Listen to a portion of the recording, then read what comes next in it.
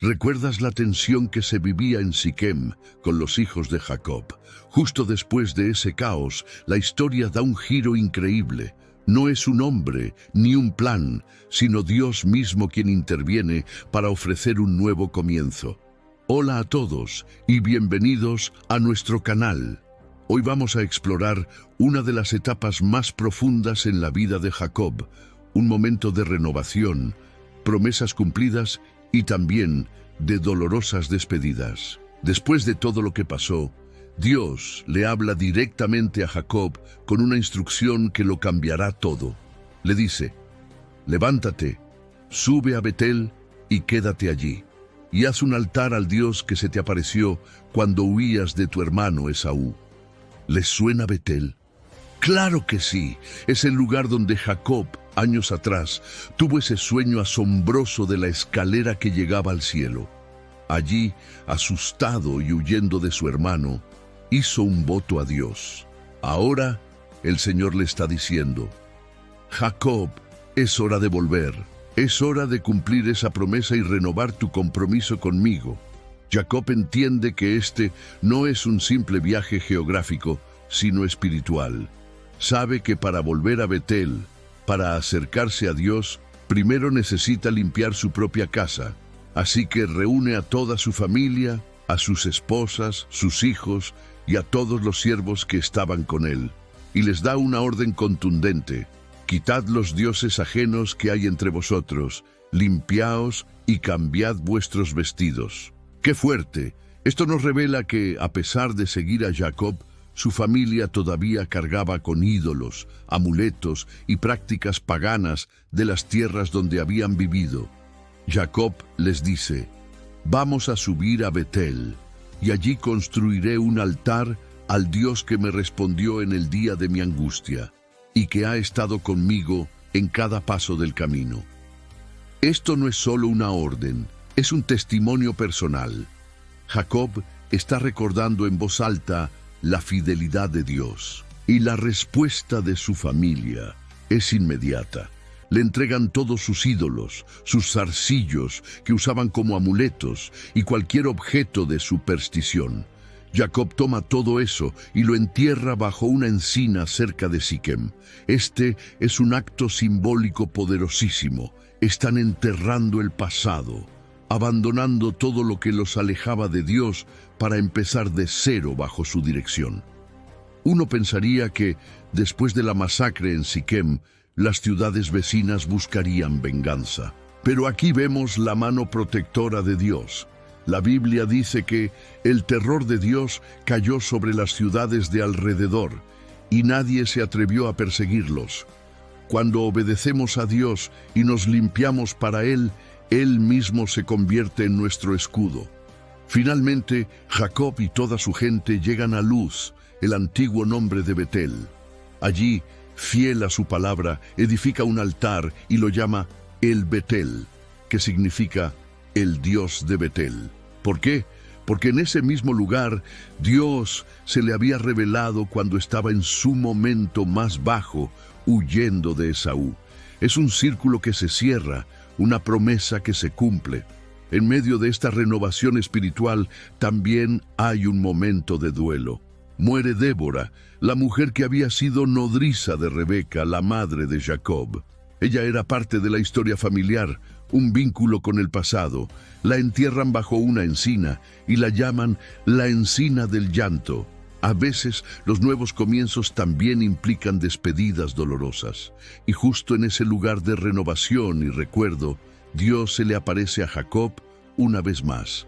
Lo bendice y le confirma algo que ya le había dicho: tu nombre es Jacob, pero ya no te llamarás más así.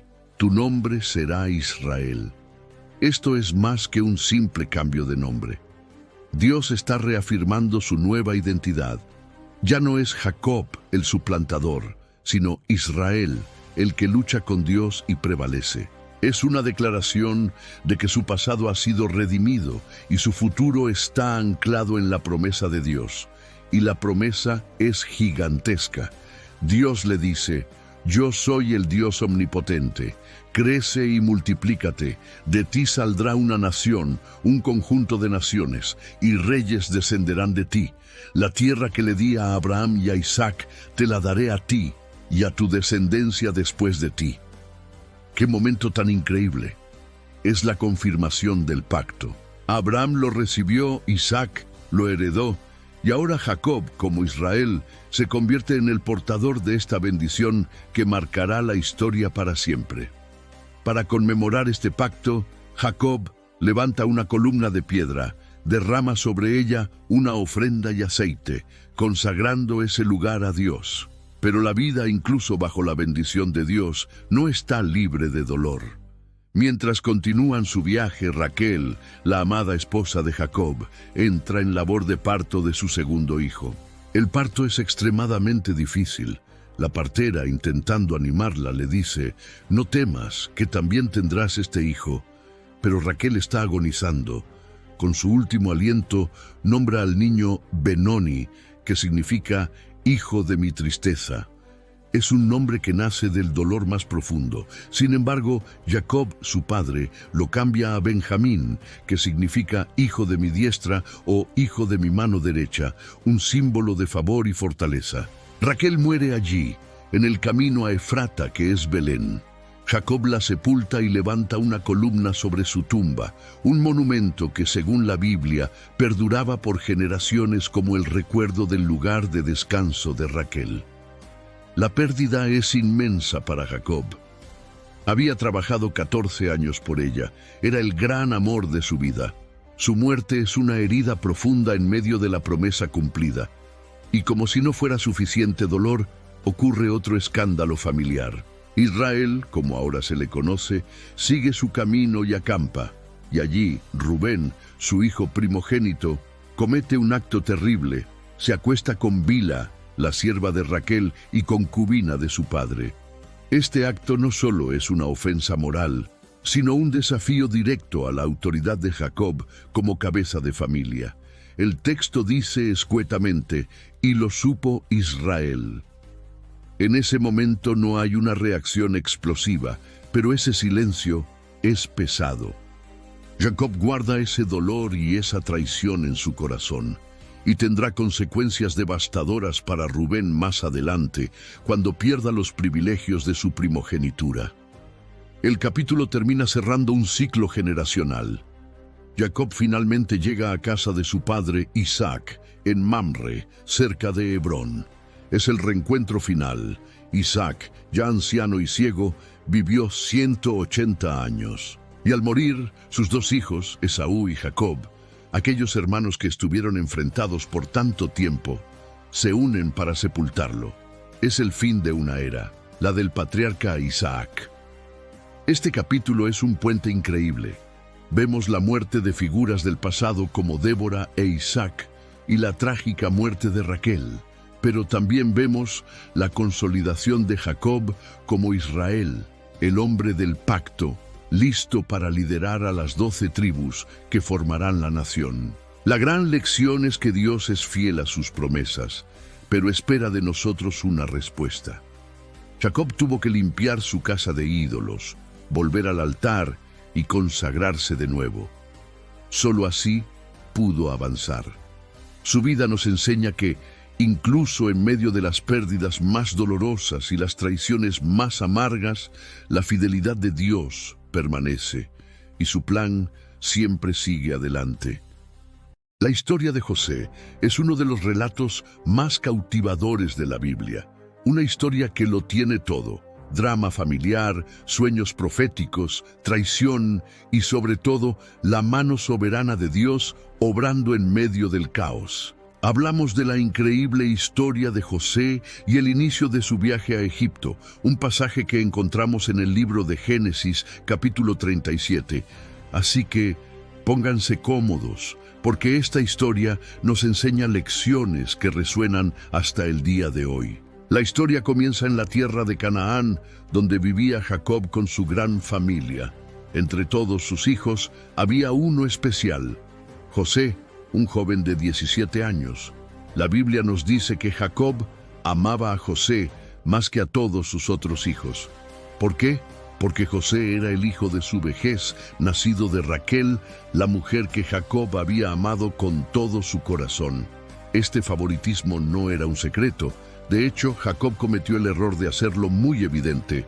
Para demostrar su amor, Jacob le regaló a José una prenda única y lujosa, una túnica de diversos colores. Imaginen la escena.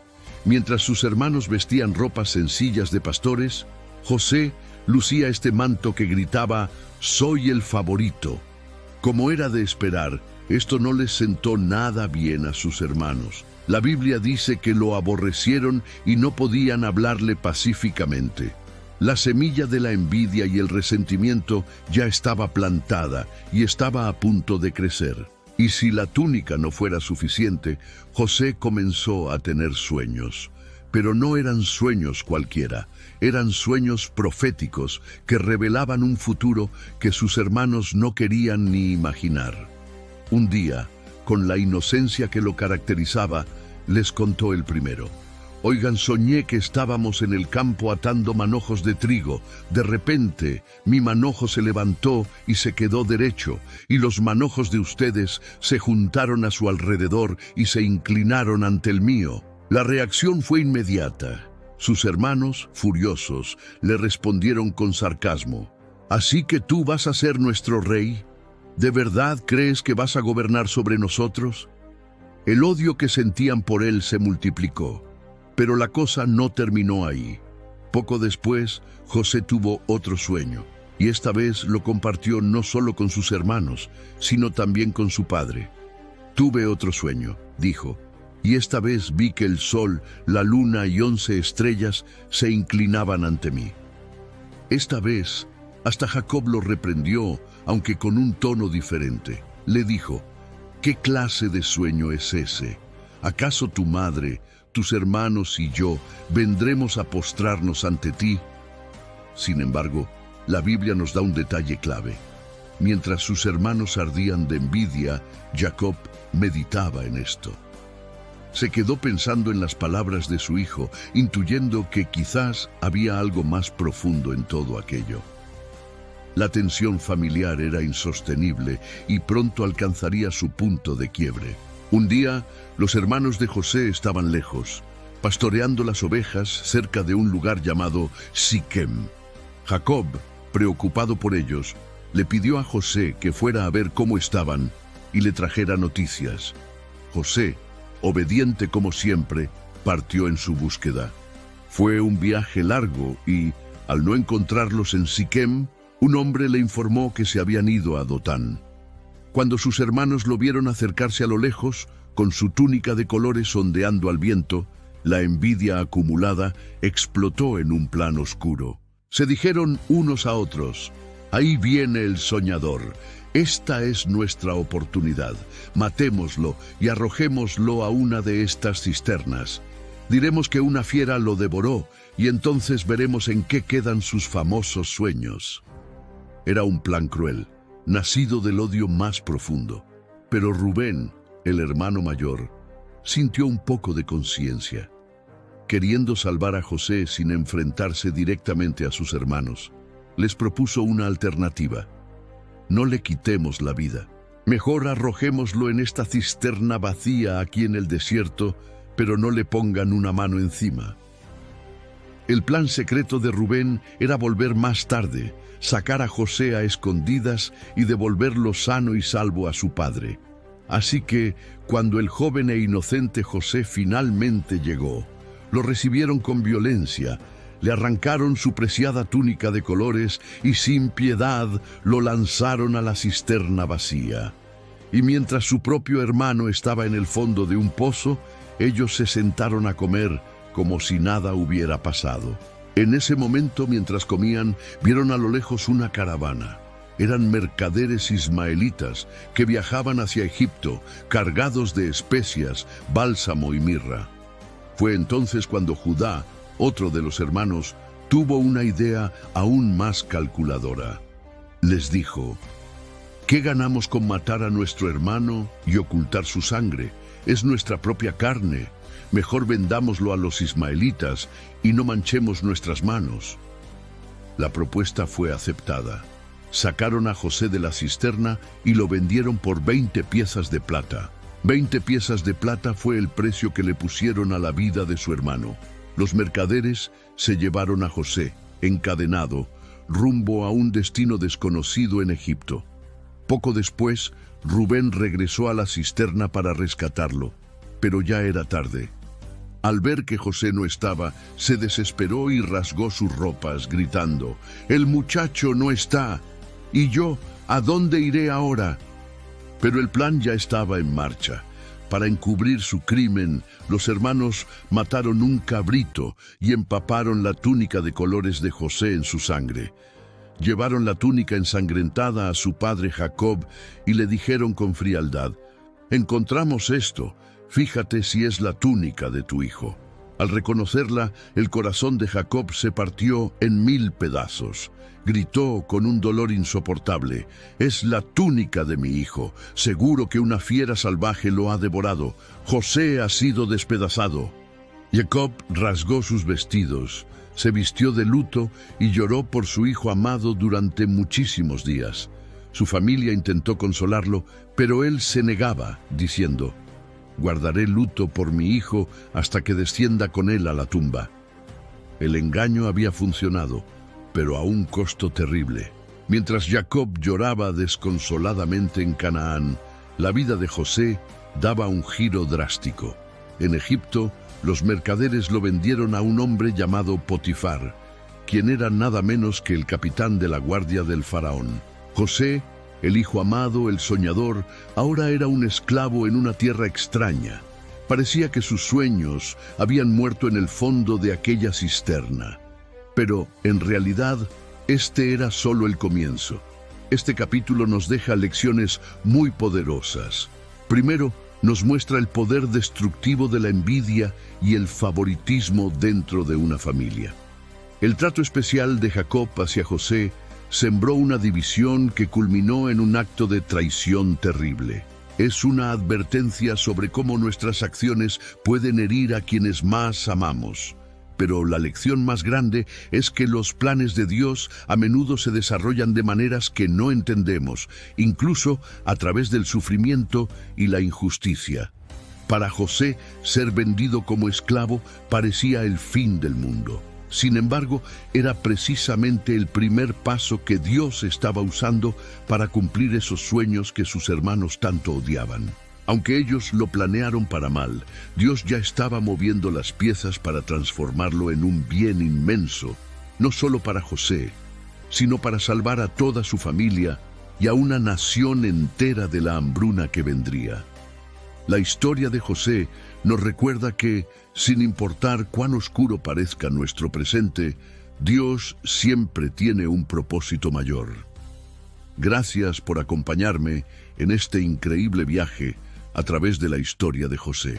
Si te ha gustado este análisis y quieres seguir descubriendo las profundas verdades de la Biblia, no olvides darle like a este video, suscribirte al canal y activar la campanita para no perderte nada. Nos vemos en el próximo episodio. Muchas bendiciones.